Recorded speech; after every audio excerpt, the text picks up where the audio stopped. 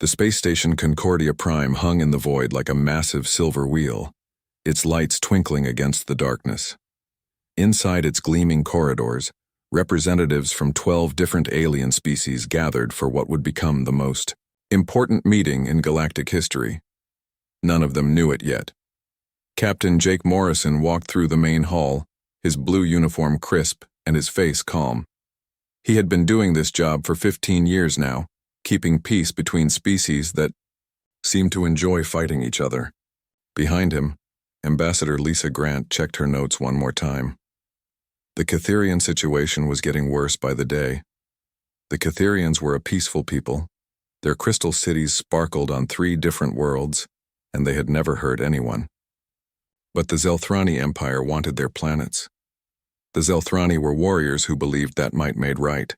They had been moving ships toward Catherian space for months. Jake stopped at the entrance to the council chamber and looked inside. The room was huge, with curved walls that reached up to a domed ceiling. 12 different seats surrounded a central platform, each one designed for a different species. The Draknari delegation sat in chairs that looked like metal thrones. The Vorthak representatives floated in special tanks filled with gas. The Helion Republic had sent their usual proud diplomats who looked down on everyone else. "They're all here," Lisa whispered to Jake, "even the Zelthrani." High Commander Vextar of the Zelthrani Empire was hard to miss. He stood 7 feet tall, covered in dark scales that gleamed under the lights. His red eyes swept the room like he was counting enemies. When he saw Jake, his mouth curved in what might have been a smile on a human face. On a Zelthrani, it looked more like a threat. The meeting began with the usual ceremonies. Each species had their own way of showing respect, which took almost an hour. Jake had learned to be patient with these things. Patience was what kept wars from starting. Finally, the Catherian delegate, a tall, thin being with skin like polished silver, stood to speak. His voice was soft and musical, but Jake could hear the fear underneath. "Honored council members," the Catherian said, "we come before you seeking protection. The Zelthrani Empire has moved a battle fleet to our border. They demand we surrender our worlds without cause. We have done nothing to provoke this aggression." High Commander Vexitar rose from his seat. The metal groaned under his weight. "The Catherians are weak," he said, his voice like grinding stone. "They waste good planets with their pathetic crystal gardens. The Zelthrani Empire could make better use of those worlds. We offer them a choice: surrender now or be conquered later." The council chamber erupted in voices. Some species shouted in anger, others in support. Jake noticed that the Draknari were nodding along with Vextar. The Vorthak representatives bubbled in their tanks, which usually meant they were calculating profit margins. High Counselor Zenth of the Draknari stood up. He was shorter than Vextar but twice as wide, with arms like tree trunks. "The Zelthrani speak truth," he said. "The weak serve the strong. This is natural law." Jake felt his jaw tighten. He had heard this argument before, usually right before millions of people died. He looked at Lisa, who nodded slightly. It was time to speak. "Honored Council," Jake said, standing up. His voice carried clearly through the chamber. "Humanity proposes a joint peacekeeping force. We can place ships between the Zelthrani fleet and Catherian space. This will give us time to find a peaceful solution." The chamber went quiet. Then Vextar laughed, a sound like breaking glass. "Humans," he said, shaking his massive head. "Always trying to solve problems with words. Your species has no stomach for real conflict." High Counselor Zenth spoke again. "The human suggestion is foolish. Why should we waste our ships protecting the weak? Let the Zelthrani take what they want. The galaxy will be stronger for it." Jake felt something cold settle in his stomach. He had been afraid this would happen. "Council members," he said, keeping his voice steady. "The Catherians are asking for help. They have been our friends and allies for 200 years. They shared their medical knowledge with us. They took in human refugees during the colony wars. We cannot abandon them now." Helion Republic delegate, a tall being with 4 arms and golden skin, spoke up. "The humans are too emotional," she said. "They let feelings cloud their judgment. Perhaps it is time for more practical species to handle galactic security. Jake looked around the chamber. He could see the decision forming in their faces. The Draknari wanted war because they were warriors. The Vorthak wanted it because they could profit from rebuilding afterward. The Helian Republic wanted it because they thought they could come out on top. Even the smaller species were staying quiet, afraid to speak against the larger ones. Admiral Kate Sullivan walked into the chamber at that moment. She was the highest-ranking military officer in human space, and she commanded respect, even from aliens. Her gray hair was pulled back tight and her green eyes looked tired. She had been in meetings with Earth Command for 3 days straight. "Captain Morrison," she said, her voice carrying across the chamber. "What is the Council's decision?" Jake looked at the faces around him. "They're going to vote to study the situation further," he said. "While they study, the Zelthrani will attack.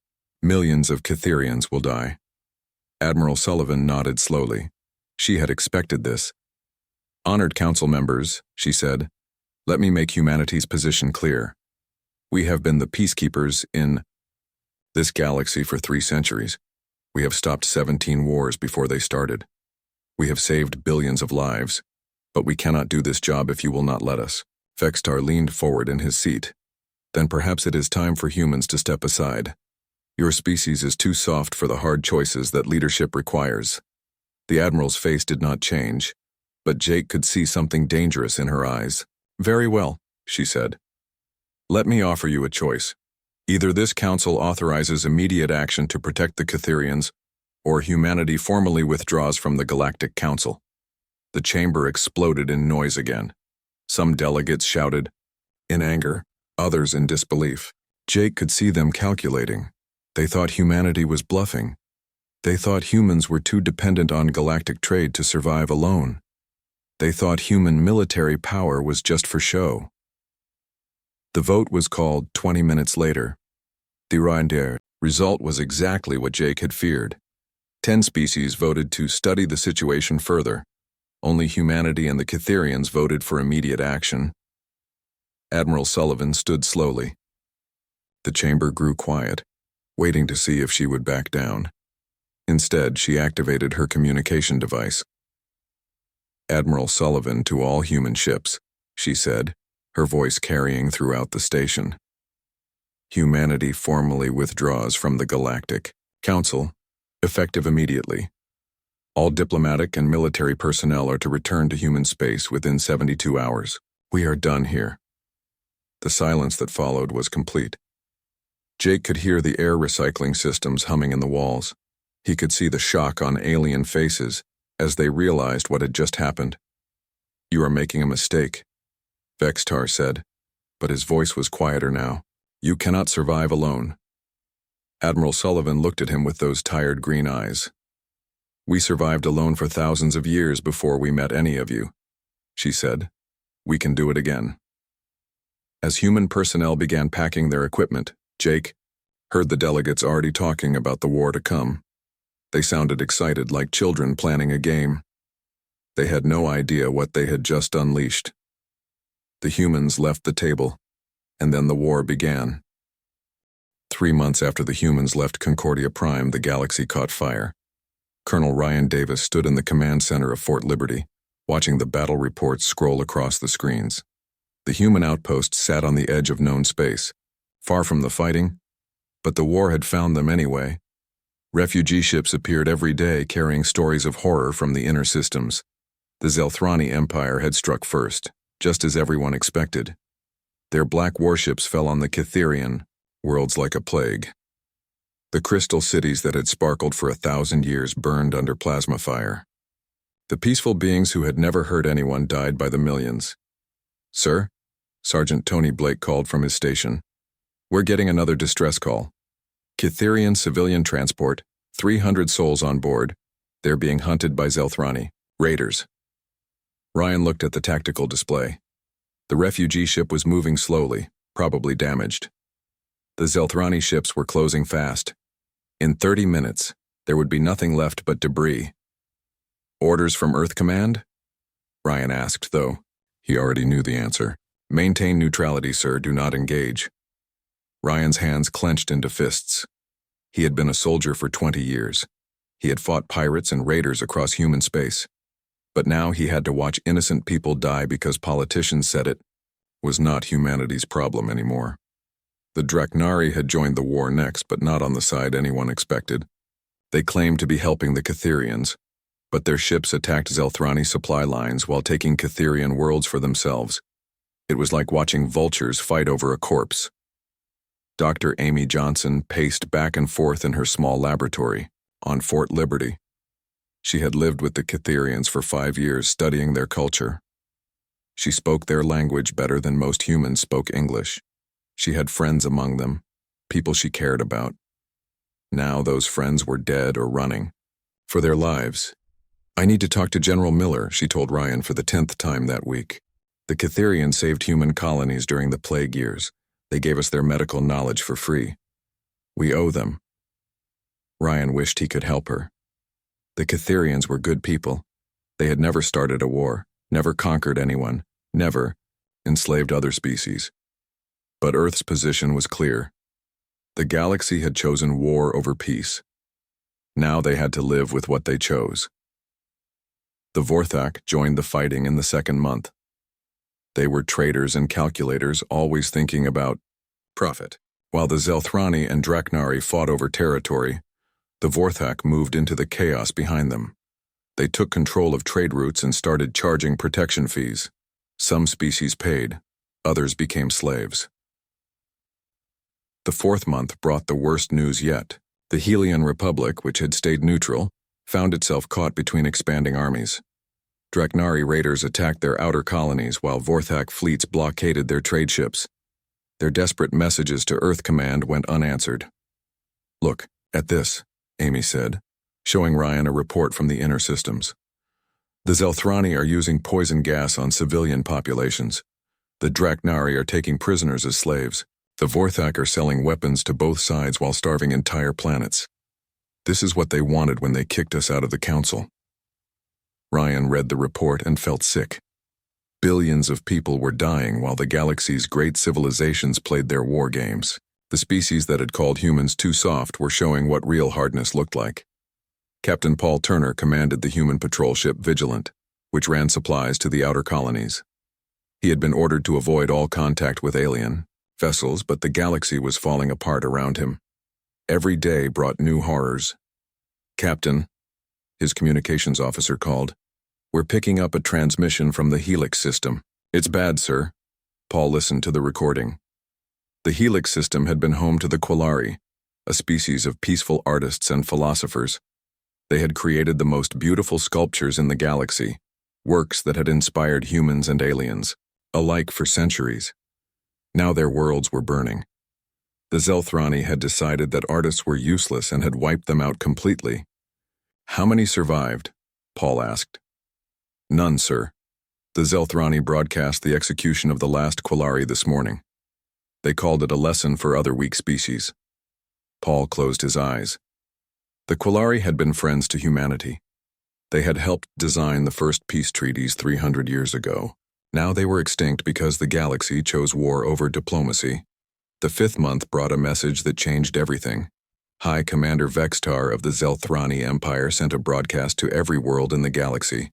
His scaled face filled, screens from the core worlds to the rim territories. "See how easily we conquer when humans are not here to protect the weak," he said, his red eyes gleaming with pride. "The strong rule, as nature intended. Let this be a lesson to any who think mercy is strength." Behind him, Catherian prisoners knelt in chains. These were the last survivors of a species that had once numbered in the billions. Vextar drew his weapon and executed them one by one while the galaxy watched. General Frank Miller sat in his office on Earth, reading reports from across human space. The war was getting worse every day. 4 major conflicts raged through the galaxy. Ancient alliances had collapsed. Trade routes were controlled by raiders and slavers. Billions of refugees wandered between systems, finding no safe harbor. His aide, Lieutenant Carol Stone, brought him the latest intelligence summary. "Sir, the situation is critical. The Draknari have split into 3 factions fighting each other. The Vorthak are enslaving entire species. The smaller civilizations are being wiped out completely. Frank looked at the numbers. In 6 months, the galaxy had lost more people to war than in the previous 1,000 years combined. The species that had dismissed human peacekeeping efforts were drowning in the blood they had spilled. "What about our colonies?" he asked. "Still secure, sir, but we're getting pressure from the outer systems. They want to help the refugees." Frank understood the pressure. Humans had always been helpers. It was in their nature to protect the weak and feed the hungry. But Earth Command's orders were clear. The galaxy had rejected human leadership. Now they had to find their own way. Dr. Johnson finally got her meeting with General Miller through a video link. She sat in her laboratory surrounded by data about alien cultures, her face pale with exhaustion. "General," she said, "I've been studying the war patterns. This isn't random violence, it's systematic destruction. The aggressive species are wiping out anyone who might challenge them later. They're not just conquering territory. They're eliminating entire ways of thinking." Miller leaned forward. "Explain." "The Qualari were artists. The Catherians were philosophers. The Tendari were scientists who believed in cooperation. All extinct now. The survivors are the warriors, the traders, and the slavers. They're reshaping the galaxy in their own image." Miller was quiet for a long moment. "What are you saying, Doctor?" "I'm saying this isn't just a war, it's genocide.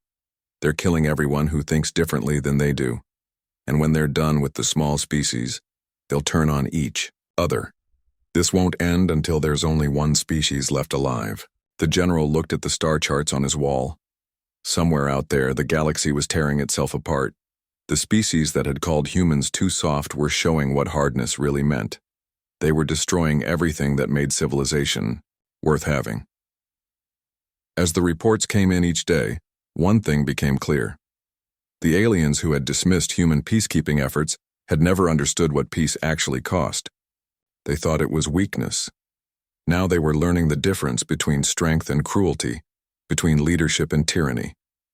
The war raged on, and the galaxy burned while humanity watched from the shadows, waiting to see what would rise from the ashes. 6 months into the Galactic War, Lieutenant Commander Ben Parker was having the worst day of his career. His patrol ship Defiance cruised the edge of human space, officially looking for pirates but really watching the galaxy burn in the distance. The radio crackled with emergency signals from dozens of refugee fleets, all begging for help that would never come. "Sir," Ensign Maria Lopez called from her station, "we've got a massive distress signal. Catherian convoy, about 50 ships. They're under attack by Zelthrani hunters." Ben looked at the tactical display. The Catherian ships were old and slow, packed with civilians fleeing the destruction of their homeworlds. The Zelthrani vessels were fast attack ships, built for killing. It would be a massacre. "How many people?" Ben asked. "Estimated 40,000, sir. Mostly families with children." Ben stared at the screen. His orders were crystal clear. "Maintain neutrality. Do not engage alien vessels. Let the galaxy solve its own problems." But 40,000 people were about to die, and he was the only one who could save them. "Sir?" Maria asked. "What are your orders?" Ben thought about his daughter back on Earth. She was 7 years old, the same age as some of the Catherian children he could see on the emergency broadcasts. Their parents were crying, begging for someone to help them. Anyone. "All hands to battle stations," Ben said quietly. "We're going in." The Defiance was a small ship, but she was fast and well armed. Ben pushed her engines to maximum power and dove into the fight. The Zelthrani hunters were so busy chasing refugees that they never saw him coming. The first Zelthrani ship exploded before it knew it was under attack. The second one tried to turn and fight, but Ben's gunner, Petty Officer Sam Rodriguez, put 3 missiles right through its engine room. The third ship ran for home, probably to report that humans were back in the war. "Get rescue teams over to those damaged ships," Ben ordered. "Move fast. We don't have much time." What they found on the Catherian ships changed everything. These were not just random refugees. Among them were scientists, engineers, and inventors who had been working on projects that could change the galaxy. Dr. Amy Johnson had been right about the weak species having hidden strengths. Chief Engineer Lisa Park worked with the Catherian scientists to repair their damaged ships. What she learned made her call Ben immediately. "Sir, you need to see this," she said, her voice full of excitement. "These people have developed shield technology that's 50 years ahead of anything we've seen. And that's not all. They've got medical devices that can regrow lost limbs, energy weapons that don't need ammunition. Sir, they're not weak. They've just never needed to fight anyone before." Ben looked at the Catherian chief scientist, an elderly being whose silver skin was marked with scars from the war. Through a translator, the scientist explained that his people had always focused on creation instead of destruction. But now that they were facing extinction, they were willing to share their secrets with anyone who would help them survive. News of Ben's rescue spread through human space like wildfire. Some officers called him a hero. Others said he was a criminal who had violated direct orders. But more importantly, his actions revealed something that Earth Command had not expected. Captain Susan Wright commanded the patrol ship Guardian near the Vega system. When she encountered a Helian Republic cruiser under attack by Vorthak slavers, she remembered Ben's rescue and made her own choice. The Helians were grateful, and they shared their own hidden technologies with her crew. Major John Hill led a Marine unit stationed at the border outpost Delta 7. When refugees from the Tendari science colonies arrived, he learned that these supposedly weak academics had developed weapons that could disable entire fleets without killing anyone. They had never used them because they believed violence was wrong, but now they were desperate enough to teach humans how the weapons worked.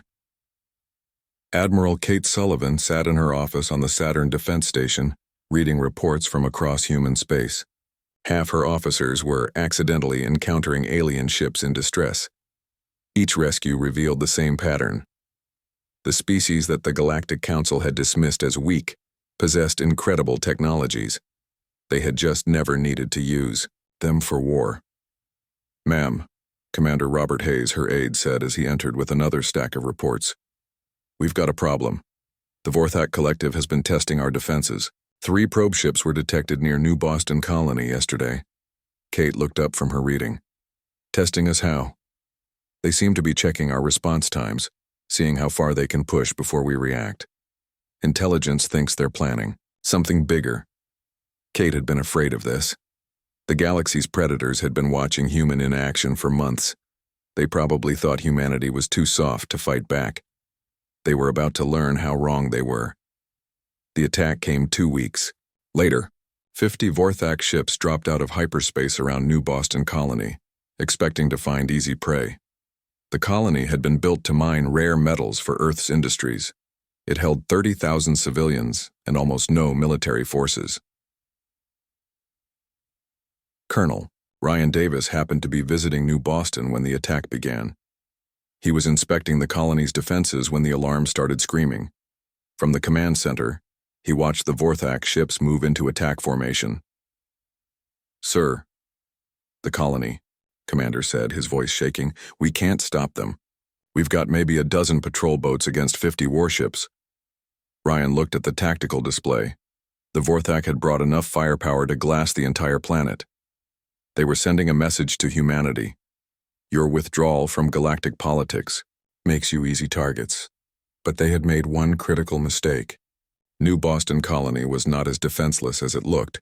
The battle was over in 20 minutes. Hidden defense platforms emerged from asteroid fields around the planet. Automated missile systems came online in the outer system. Ships that had looked like harmless mining vessels suddenly revealed military-grade weapons. Ryan watched the Vorthak fleet die on his screens. A few ships escaped, but most were destroyed or captured. The message was clear. Humanity had been hiding its true military strength for centuries. President Helen Carter called an emergency session of the Earth Assembly the next day. The attack on New Boston had changed everything. The galaxy's bullies had decided that human restraint was actually weakness. They were testing humanity's borders, looking for easy conquests. "We tried to step back," President Carter told the assembled representatives. "We hoped they would find peace on their own. Instead, they have brought war to our doorstep. The predators think we are prey. It is time to remind them why that is a mistake." General Frank Miller presented the military situation to the assembly. Our intelligence shows that the aggressive species are planning coordinated attacks on human colonies. They believe our withdrawal from galactic politics means we are vulnerable. They see our peaceful nature as weakness. Dr. Amy Johnson spoke to the assembly through a video link from Fort Liberty. Behind her, Catherian and Hylian refugees worked, with human scientists sharing technologies that could change the balance of power in the galaxy. The species we called weak are not weak at all, she said. They are advanced beyond our wildest dreams. They have been hiding their capabilities because they never wanted to fight. But now they face extinction, and they are willing to share everything they know with us. The vote was unanimous. Humanity would not stand by while innocents were slaughtered. The galaxy had forced the peacemakers to become warriors. Admiral Sullivan received her orders that night. She was to assemble the largest fleet in human history and remind the galaxy why humans had been the peacekeepers for 3 centuries. Not because they were weak, but because they were the only species with the discipline to use overwhelming force responsibly. As human ships began gathering in the Sol system, the galaxy's bullies continued their wars, unaware that they had awakened something they could not control. The sleeping giant was stirring, and when it fully awakened, the galaxy would never be the same. The transformation happened faster than anyone expected. Within 3 weeks of the new Boston attack, 2,000 human warships gathered in the Sol system. These were not the patrol boats and colony defenders that the galaxy had seen before. These were the ships that humanity had built in secret, hoping never to use them. Admiral Kate Sullivan stood on the bridge of her flagship, the Liberty's Edge, watching the fleet assemble around Earth. Ships emerged from hidden bases throughout the solar system. Some had been disguised as asteroid mining stations. Others had been hidden in the clouds of Jupiter and Saturn. All of them carried weapons that no alien species had ever seen. "Ma'am," Commander Robert Hayes said, studying the tactical displays. "All fleet commanders report ready. We have confirmation from every sector. The galaxy's bullies are about to learn what human military doctrine really looks like." Kate nodded. For 3 centuries, humanity had been the galaxy's police force. But the other species had never understood what that really meant. They thought humans were weak because they chose diplomacy over war. They were about to discover that the greatest warriors are those who understand the true cost of violence. Captain Jake Morrison now commanded the dreadnought Freedom's Call, leading the assault fleet toward Vorthak space. The same man who had tried to prevent the war through peaceful negotiation was now preparing to end it through overwhelming force. The irony was not lost on him. "Sir?" Lieutenant Maria Lopez called from her station. "We're detecting Vorthak defensive positions ahead. They've got about 300 ships waiting for us." Jake looked at the tactical display. The Vorthak had positioned their fleet around their primary military base, a massive station that controlled their slave trade operations. They probably thought 300 ships would be enough to stop any human attack. "Signal the fleet," Jake said calmly. "Begin the demonstration." What happened next became known as the Battle of Vorthak Prime, though it was less a battle than a surgical operation. Human ships moved with coordination that seemed impossible. Their weapons struck with precision that no alien military had ever achieved.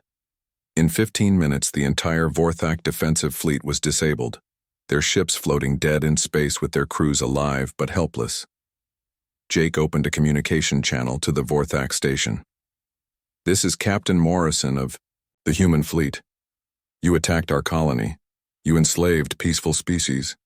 You mistook our desire for peace as inability to wage war. Surrender now, and your people will be treated according to the laws of war." The Vorthak commander tried to negotiate, offering to release their slaves in exchange for mercy. Jake's response was simple. "You will release all slaves immediately and surrender unconditionally, or we will take your station by force. You have 10 minutes to decide." They surrendered in 5. Colonel Ryan Davis led the ground assault on the captured Catherian worlds.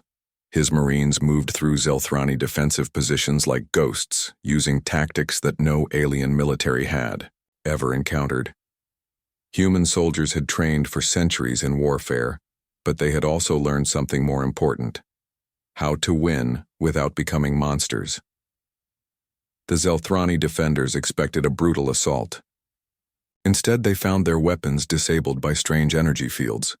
Their communication systems stopped working. Their vehicles shut down one by one. By the time human soldiers reached their positions, most Zelthrani had already surrendered. "How?" asked a captured Zelthrani officer, staring at Ryan through the bars of his cell. "Your soldiers move like spirits.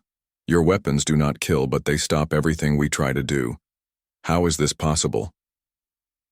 Ryan looked at the alien warrior who had burned crystal cities and murdered civilians.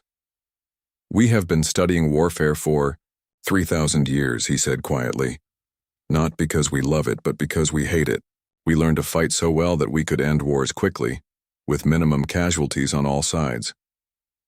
Dr. Amy Johnson worked with the freed Catherian prisoners, helping them recover from months of slavery and torture. Many had been forced to work in Zelthrani weapons factories. Others had been used as test subjects for new types of biological weapons. All of them had stories of horror that would give her nightmares for years. "The humans came like angels," one elderly Catherian told her, his silver skin marked with scars. "The Zelthrani said humans were weak, that no one would save us. But you came anyway. Why did you wait so long?" Amy looked at the refugee camps full of survivors from a dozen different species. "Because we hoped you could find peace without us," she said. "We wanted you to solve your own problems. We were wrong to wait." The largest battle of the war happened at the Nexus Gate, the main hyperspace junction that connected all the major systems in the galaxy. High Commander Vextar had gathered every surviving Zelthrani ship there, over 3,000 vessels. He believed that one final massive battle would prove Zelthrani superiority once and for all. Admiral Sullivan brought 800 human ships to face them. The numbers seemed impossible, but she had something the Zelthrani did not. 3 centuries of experience in keeping the peace through superior firepower. "All ships," she broadcast to her fleet, "remember why we are here. We are not here for conquest or revenge.